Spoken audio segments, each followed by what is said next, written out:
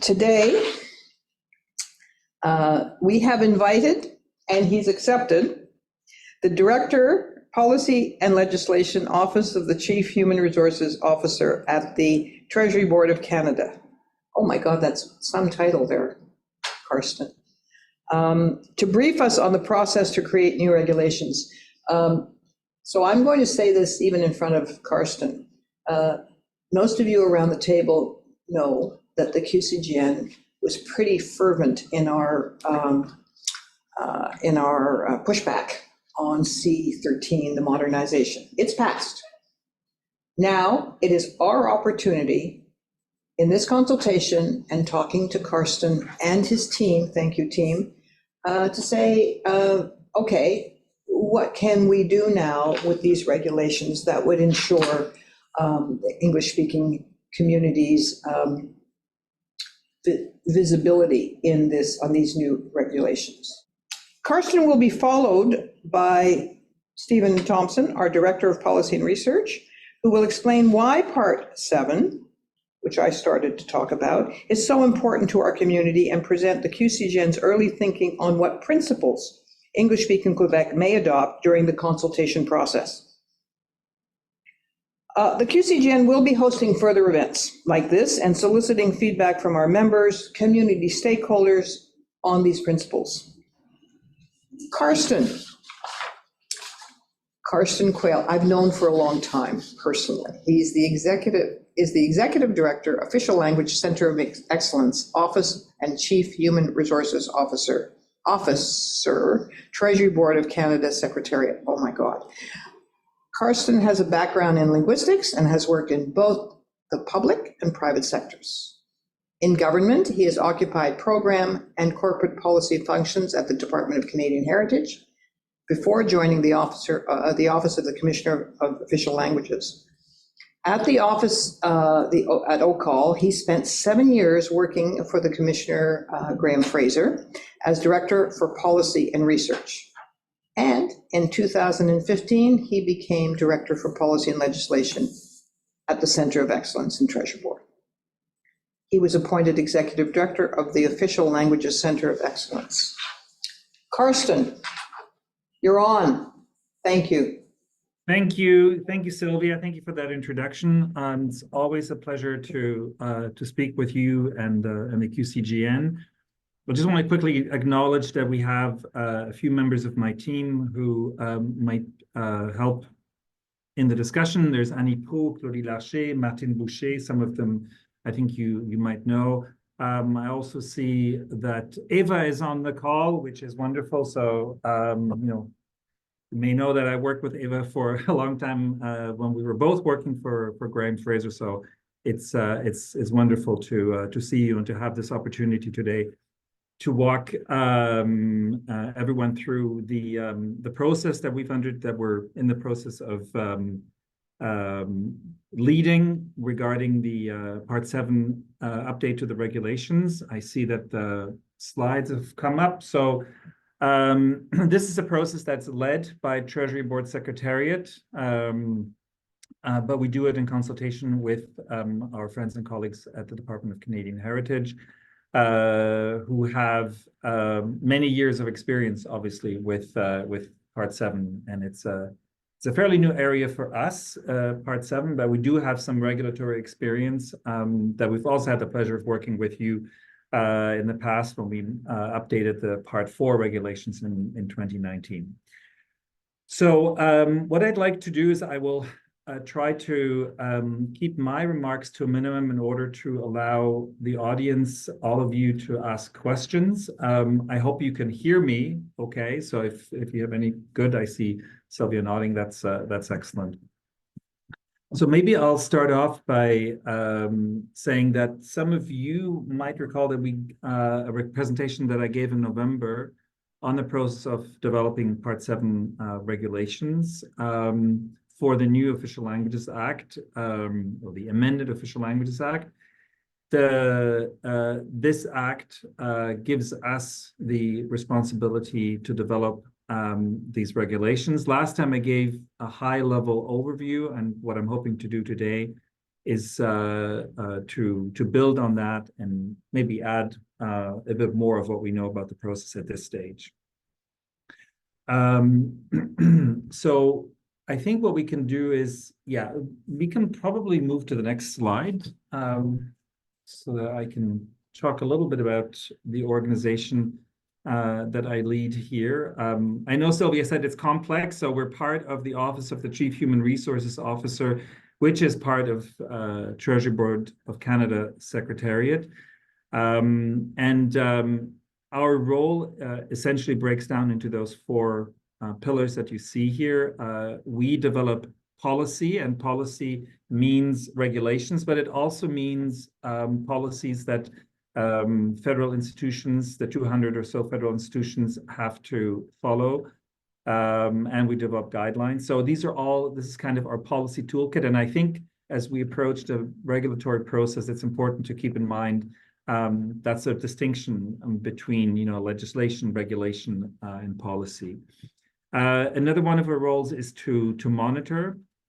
It's a role that has been reinforced through the new legislation, where we have to follow up with federal institutions to ensure that they're implementing the Official Languages Act. The responsibility for implementation, that has not changed, lies with individual departments, with their deputy heads, but it's our role to follow up. And then the last pillar, I'll jump ahead, is to report on what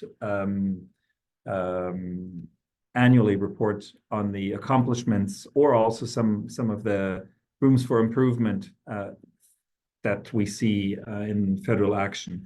And in the middle there, the support pillar is, I think that's going to become an important element as we think about the regulations. We support federal institutions because the level of experience and expertise in federal institutions on any policy file is variable, and so it's the same for official languages. And it will be our role to make sure that they are provided with the right information, but also I think that there are opportunities for federal institutions to hear from communities and to better understand what actions they can take. Let's move on to the next slide. So I won't spend much time on this slide here, but it gives you an overview of what we currently and what we will continue to be responsible for. So it's Part 4, communications and services to the public across the 10,000 or so points of service that the federal government has. We're responsible for the inner workings of the public service, language of work, that employees are supervised in the language of their choice.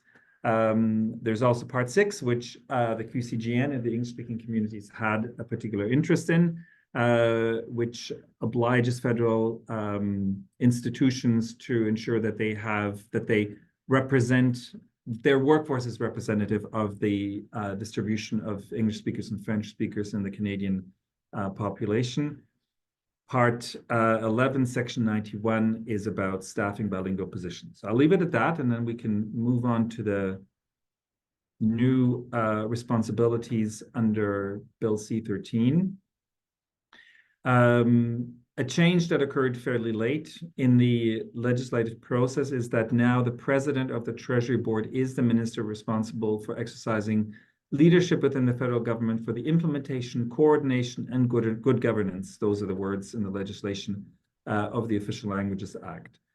Another change that's occurred is, I mentioned monitoring, I think 2 slides ago. So our monitoring role has been reinforced because previously discretionary monitoring tools that we could use have now become mandatory. So we must, across a range of activities, monitor the compliance of federal institutions.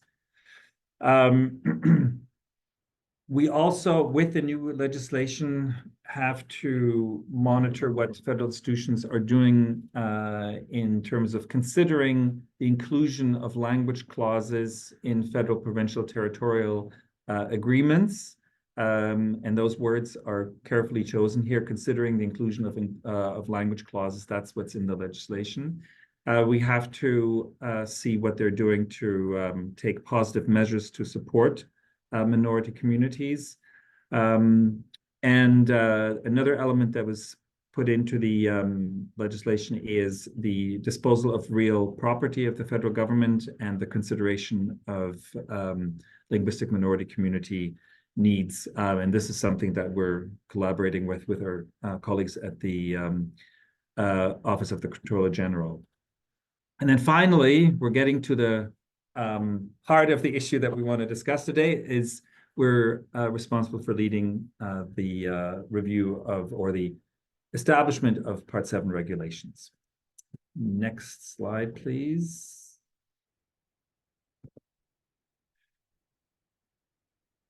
So what does Part 7 say in the legislation? I think it's good to review the what the new legislation commits the government to doing. There are three key areas. One, and you are probably well familiar with this, there's an emphasis on protecting and promoting the French language. And that is to be implemented through positive measures taken by federal institutions. There is a new commitment to learning in the minority language, so that there are learning opportunities throughout their lives for members of minority communities in their language. And then there is the obligation to periodically estimate the number of children of rights holders so that we establish, the right to education in the language of the minority. Next slide, please.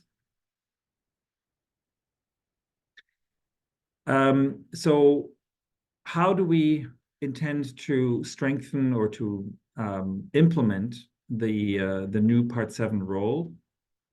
There are four elements that I want to talk about here. One is a new requirement to consult. So there's an obligation in the new legislation that we must that federal institutions have to consult minority communities when taking positive measures. There's also, and I alluded to this already, an obligation for federal institutions to consider to promote the inclusion of language clauses in federal, provincial, territorial agreements. The disposal strategy is the obligation to look at minority community needs when disposing of surplus federal real property. Outside of Quebec, that's the term, or the term used in Quebec is federal immovable.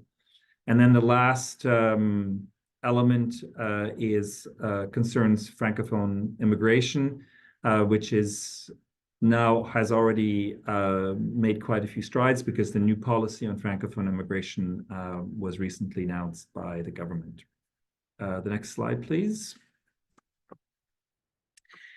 The Act is a lot more specific now when it comes to the sectors that the government has to consider when thinking about positive measures for the community. So we have those areas listed here: culture, education, health, justice, employment, and importantly, immigration, which I just spoke about when we talked about the new Francophone immigration policy. Next slide, please. So what are we now in the process of doing? We are in a pre-consultation phase. So if you look at the left part of the slide that you're seeing, it's a pre-consultation phase. And I say pre-consultation because before we actually get into the statutory consultations, the Official Languages Act provides for statutory consultations, but that is after the regulatory text has already been established. So, but in order to get things off on a good start, we feel, and this has been our experience with the previous regulations, the Part 4 regulations, it's a good idea to get a sense of the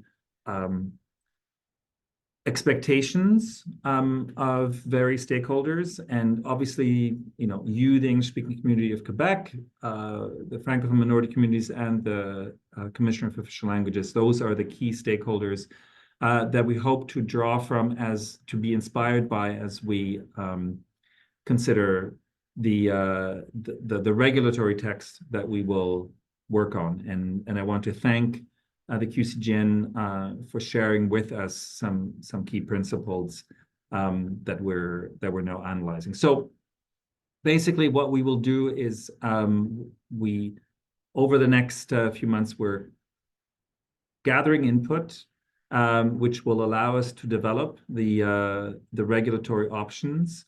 That includes consultations, obviously, with our federal partners, so that they have a good sense of of what is being contemplated. It also includes a consideration of the impact of regulations, which does also extend to a consideration of the cost and benefit of regulations. So the cost of these regulations, any options that we're considering, will be made public, and will form part of forms part of the regulatory process. So once we have a good sense of what options we want to work towards, we will work with our colleagues at Justice Canada, who will establish the regulatory text. That text is then submitted to Treasury Board. I'm moving to the middle part of the slide here, for the tabling of draft regulations. And then there is a period where the parliamentary committees, the OL committees, have the opportunity to study the proposals and to call witnesses. So that is a process that for the last regulations that we worked on, went extremely smoothly, because we had consulted all the key stakeholders, so that when the regulations were tabled, there were some, but not many amendments that were required, which then helped with the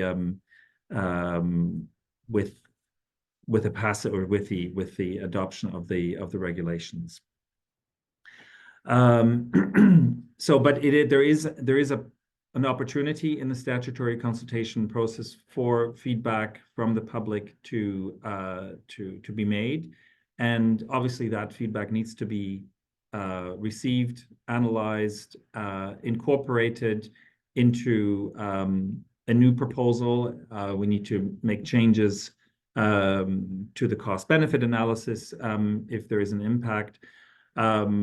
Before, and that's at the end of the process, the final regulations can be drafted. They're submitted to Treasury Board, and normally they will come into force the day after their approval. So what's particular about these regulations is there is parliamentary oversight, but it's not Parliament. It's not like Parliament is adopting legislation. Parliament is consulted, but it's the Governor and Council that actually makes the regulations before they're then published in the Canada Gazette. So I think we can move to the next slide, which is the question slide. That is perfect, because I was hoping to be able to go through this fairly quickly. And I think I saw something pop up. We usually use MS Teams in the government, so I'm not as familiar with Zoom, so I don't know if what I have to do to see questions in the chat. But I think there were some questions. And yes, Eva, it's nice to see you. And Kerwin, we've also exchanged in the past, so I do see his question. So maybe, but I'll just turn it back to Sylvia for moderating the discussion. Want to answer questions right away. Hi. So we take the question slide off and we see everybody. Oh, we're having somebody come and do that. Can I start with questions, something? Okay, go ahead. All right, well, the question, but I can't see the question, sorry. There was a first question for Kerwin, and it was, what is the difference between the monitoring situation of OCAL and the monitoring of Treasury Board? I remember that question. That is an excellent question. It's Kerwin. What do you expect? Yes. Wow. Yes, of course. So thank you for that excellent question, Kerwin. The commissioner is an agent of Parliament and enjoys a great deal of independence and latitude. See the questions. So it's for the commissioner. Commissioner publishes also an annual report like we do, but their independence means that they're much, they're basically they take a look from the outside at how the government is fulfilling its official languages responsibilities. The role of the Official Languages Center of Excellence that I lead is to play this role to some extent internally. So we also monitor, but we do it. We would typically not issue recommendations, for example, to the government. We try to work with federal departments to improve compliance with official languages obligations. So, because of timing, there's two other questions, but how about if we hold those two questions and we go to Stephen to do his presentation, and we'll see what kind of questions we have and we attack everything together. Stephen, are you okay with that? Perfect, Sylvia, thanks. Adele, can you put the slides up, please? Thanks. Just before we get started here, thanks, Carsten. That was fantastic. We have a lot of, like Carsten alluded to, we have a lot of experience working with Carsten and his team. Recent experience with the Part 4 regulations, and it was one of the best federal consultations we've ever been involved with. It was very thorough. They worked very closely with us. Our concerns were reflected in the new regulations, so it was a very positive process, and we're looking forward to the Part 7 regulation process as well. And just before I start my presentation, which I promise won't take long, I just want folks to think about the idea that as citizens of a country with a federal system, we are represented by two levels of government, the government of Canada and the provincial governments, in our case, the government of Quebec. So it's not just our provincial government that takes care of us, it's also the federal government as well. And as citizens, we expect both levels of government to take care of us and protect our interests. Right, next slide, please. Carsten had this slide up too. I just want to point out that parts 1 through 6 of the Act are ancient parts of the Act. They were there from the beginning, from 1969. Part 7 of the Act gets in there in the late 80s, and it's in response to a section in the Canadian Charter of Rights and Freedoms, section 16.3, which advances the status and use of English and French in Canadian society. So if you look at parts 1 to 6, this talks about the country's official languages. And what normally is meant by official language is the language that government speaks to itself and externally, and the language that you speak to government in. That's normally a country's official language. Canada is rather unique because it sort of expands that idea a little bit, and governments are concerned with the use of our official languages, English and French, in society as a whole. So that's kind of a unique thing. Well, not unique, but it's kind of a special characteristic of the Canadian architecture around language. And Part 7 is what makes this happen. Next slide, please. Again, I won't spend much time on this. Carsten covered most of this. I just wanted to point out that Part 7 is your link as English speakers, as a community, is your link to the federal government. This is the conduit through which the government of Canada passes resources directly to us as a community and to the government of Quebec for our community to enhance the vitality of English-speaking Quebec. There's that word there, vitality. Its other commitments are to now in the modernized act, the protection and promotion of French, learning in minority language, and this is lifelong learning from early childhood to post-secondary education. Is not just about elementary and secondary schools. And there's a new commitment in there around Section 23, which are our minority language education rights. And really what this means, in effect, is that the government of Canada now, through Statistics Canada, through the agency, collects or enumerates folks who are eligible for instruction in the minority language. It also gives federal institutions duties. They have to do positive measures, and that has been expanded, exactly sort of what that means and the processes they have to go through and how they're supposed to do that in the new act, which will be further expanded upon in the regulations. But really what we want to get to here is the third one, the distribution of legislative powers. So I said at the beginning, federal, state, we have the government of Canada and the provincial governments. And there's a deal between those two levels of government. Who can do what in what sector? So education, for example, is an area of provincial jurisdiction. So if the feds want to do something in education, they have to work with the provinces. Health and social services, provincial jurisdiction. So if the feds want to do something, they have to work with the provinces.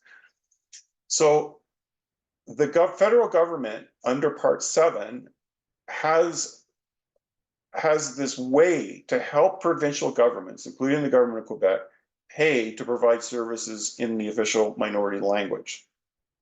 These are done through intergovernmental agreements. Right? This is institutional support, education, health and social services. There's a whack of sectors there. And in fact, the action plan for official languages, which we won't get into, but this is that $2.2 billion 5-year policy suite that the federal government has to support Canada's English, to support the official languages. Of that money, that's available for the communities, about 70% of that money goes to the provinces, and about 30% goes to the community sector. So the bulk of the federal money aimed at that first commitment there is going to the provinces. But I want people to keep in mind that we still have this direct relationship. The community sector has this direct relationship still with the government of Canada. Next slide, please. So the Part 7 that we have now is, from a technical point of view, better than the old one because it is more specific. It's clearer than the old one. So Part 7, like I said at the beginning, has been around for around 40 years now. And the problem with Part 7 has always been, and this was identified in the early 90s, 4 years after it was introduced in legislation, is that it's always been super vague. What does vitality mean? What does community mean? What does positive measure really mean? How can it be measured? So the modernization process around Part 7, part of that effort was to put more precision on these terms, and laws can only generally go so far in that precision. And so you'll see later that we're still looking for more precision around these terms. The second problem with Part 7 was nobody was really in charge. Each federal institution had an obligation, and the Minister of Canadian Heritage was responsible for coordination, but nobody was in charge. And they've tried to fix that in the new Part 7 by giving Treasury Board, which is a central agency, more of an oversight role. Transparency and accountability with respect to intergovernmental agreements. This has always been a problem, both for the Francophones outside Quebec and for our community. When the feds give money to the provinces for things like education, health and social services, where does that money really go? And how do we really know that that money is being used to support our communities? How do we track it? And the provinces, of course, quite rightly say, hey, this is my area of responsibility.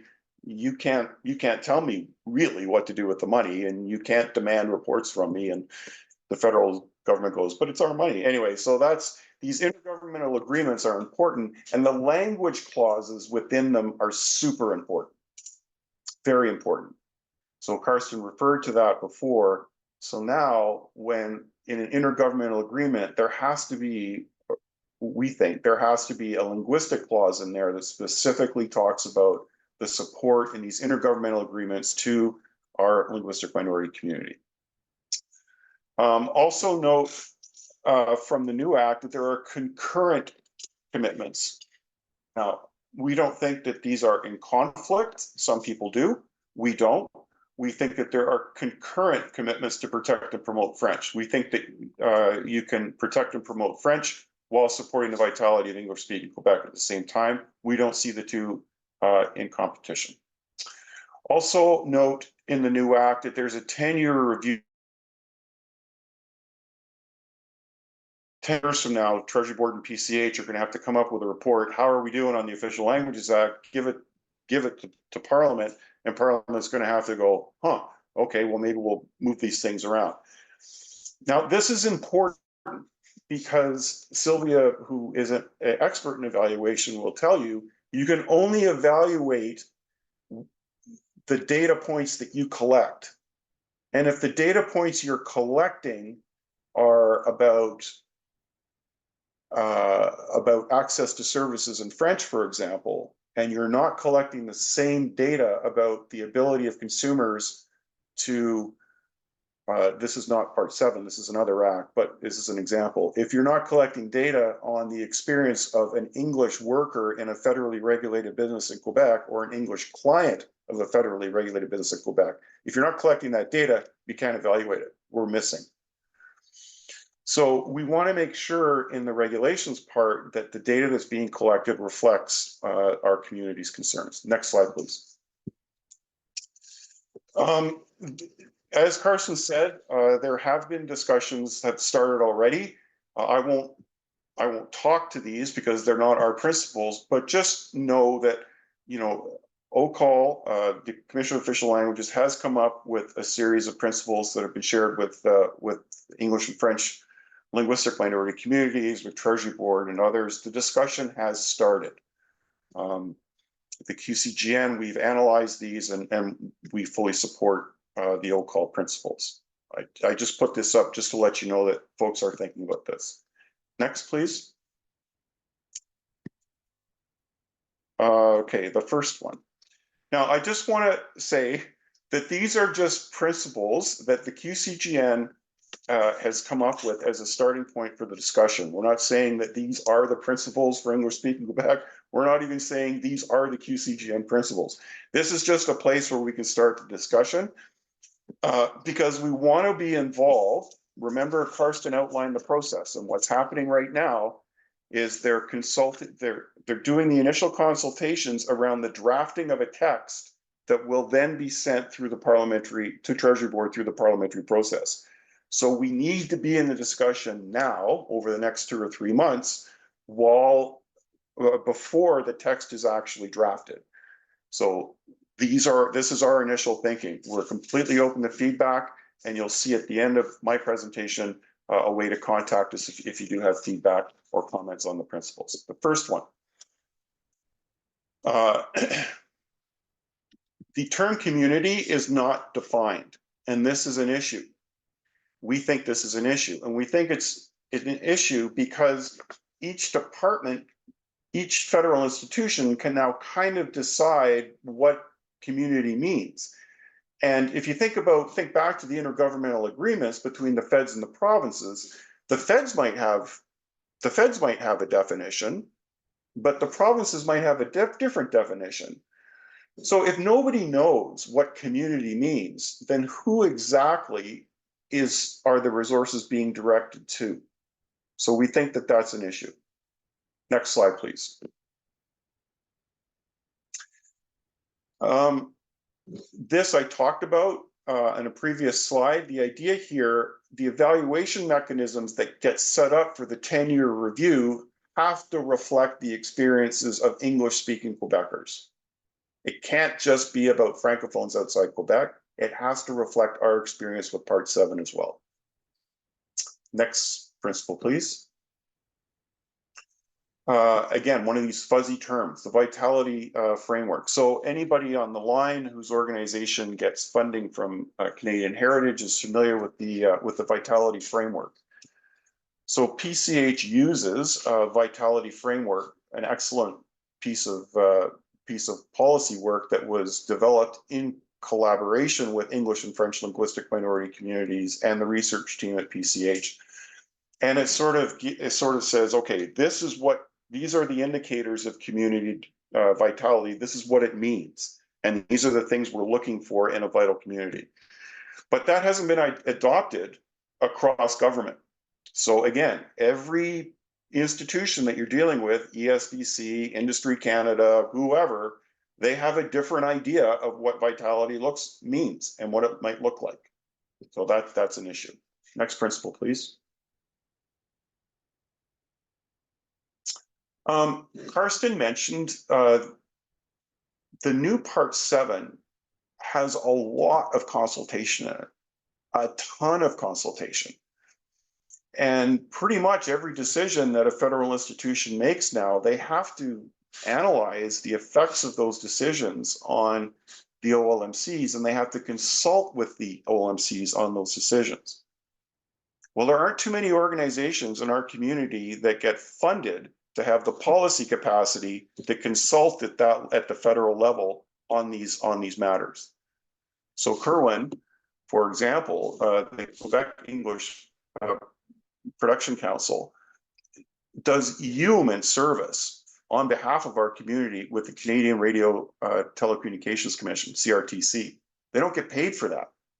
And it costs thousands and thousands and thousands of dollars to engage in these sorts of policy discussions, these consultations. And what we're asking, one of our principles is, look, this is great, you have to consult with us more, but hey, government, if you're going to consult with us more, then you have to give us the resources to have the capacity to talk to you. Next principle, please. And this is the last one. This, again, I go back to the intergovernmental agreements because they're so important, right? This is about transparency and accountability around the federal spending power coming into the province in support of our communities. Next slide, please.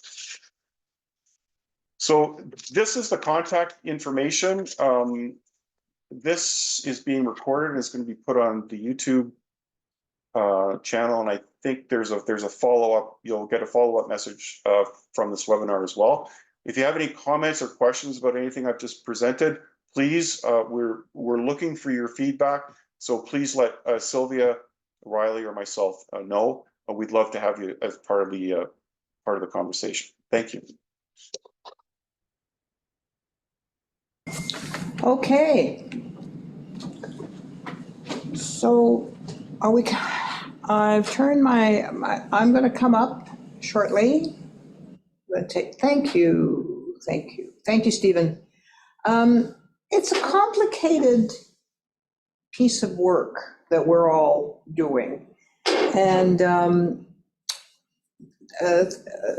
Carsten's question showed that. There are other comments, but there's one or two other comments in the chat. Don't be shy. Look, it's complicated. No question's a stupid question. Just ask, anything you want to ask, we're here. But I'm going to invite Eva, who wanted to make a comment, if we could unmute her. Somebody's doing that now. Can you hear me? Yes, we can hear you. Now we Okay, got, so oh, there you are. Yes. I unmuted myself. Yeah. Hi, Carsten and your team. Welcome and thank you for very interesting and informative presentation. And thank you, Stephen. That was great. Stephen covered some of my concerns, but I want to come back to the intergovernmental agreements. You know, the English-speaking community lives in a specific environment when it comes to language, which is quite unique from across the country and has its challenges dealing with its own provincial government. And we've always looked, of course, to the federal government for help and support. And mention was made by Stephen in terms of funds that come into the province through the government and not necessarily being used for the English-speaking community as we expect. How do we ensure that?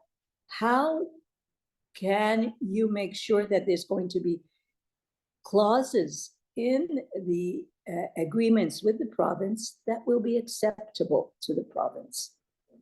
That to me is the big challenge. And then what happens when they don't accept? Tough one, I know, Carsten, but it's reality.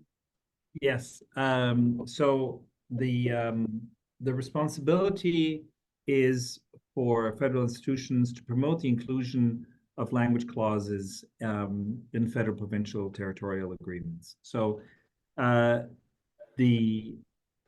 Treasury Board, we have the responsibility to monitor the extent to which federal institutions have followed up on that commitment as I've just outlined it. That is but you also provide guidelines to the federal institutions, right? Exactly. Yes. Yes. Yeah. So our work is with federal institutions to ensure that they live up to their obligations with regard to the inclusion of linguistic clauses in FPT agreements. That is that's the purview that we have. I recognize that you have questions around, to what extent are the provinces following up on the commitments in these agreements. But as Stephen also outlined, that is beyond the purview of what, we cannot, the commissioner, you will remember that, when you were at the commissioner's office, there's no power where the federal government can audit the books of the provinces, for example. So it's the work that we need to do is with federal institutions to ensure that they have clear there's also a new obligation, unless the information is protected, to publish these agreements. So there are opportunities, I think, to and there are incentives now for federal institutions to be particularly mindful of their obligations. Would there be any consideration to including minority language community representation at the negotiation level, or even at the through direct consultation on a specific agreements? Is that a possibility or a way of making sure that this happens, that the community's interests are protected? I think what we're hearing a lot as we're in this process is the need for consultation. Both, we're hearing it from the federal institutions that they're eager to know what it is that they can do to ensure that they meet their obligations, but also from the communities that they want to be involved. And as Stephen mentioned, there's, I think he said tons of new consultation requirements. So we're trying to find a way forward that would operationalize this. And there are different models we're looking at. I mean, I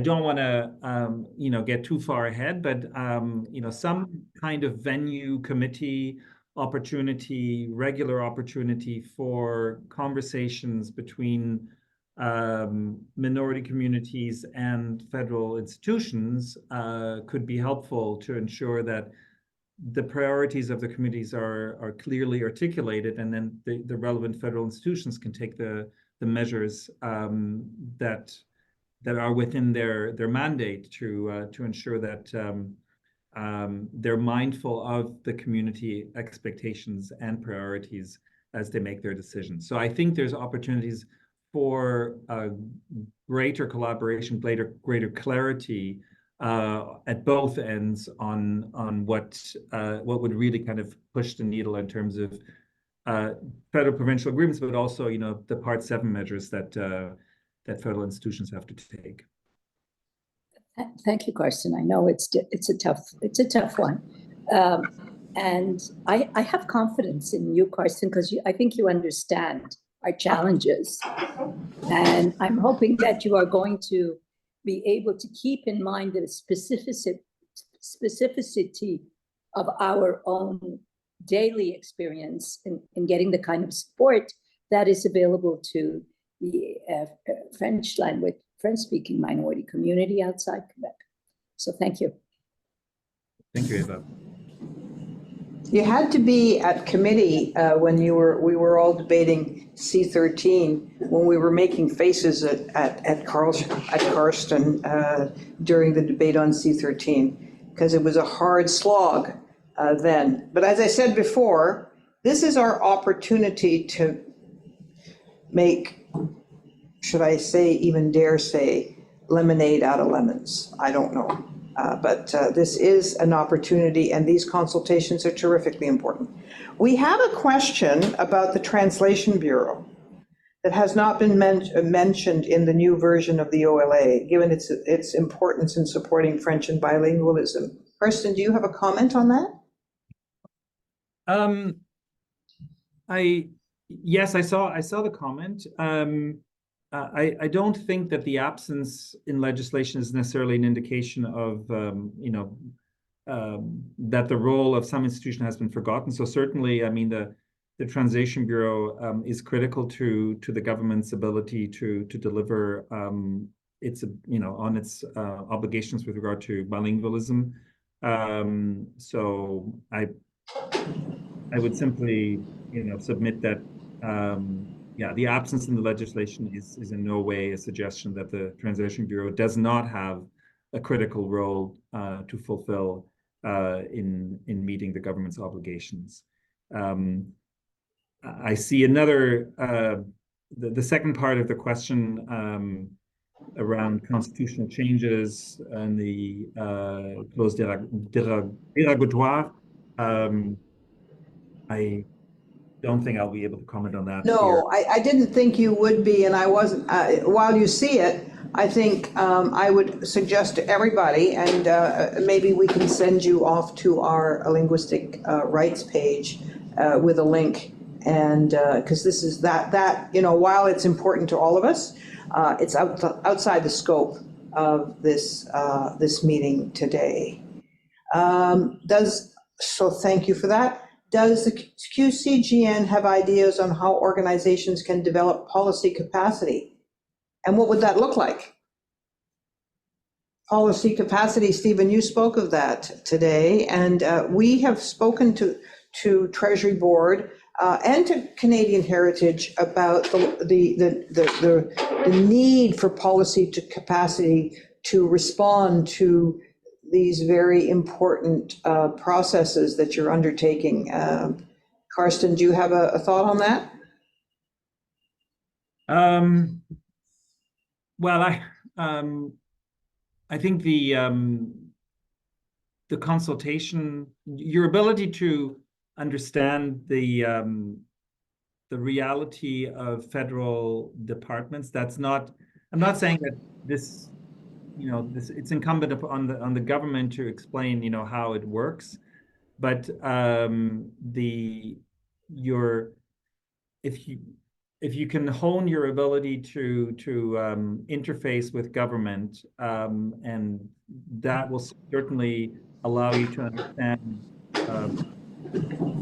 what kind of what the policy making process of the government looks like.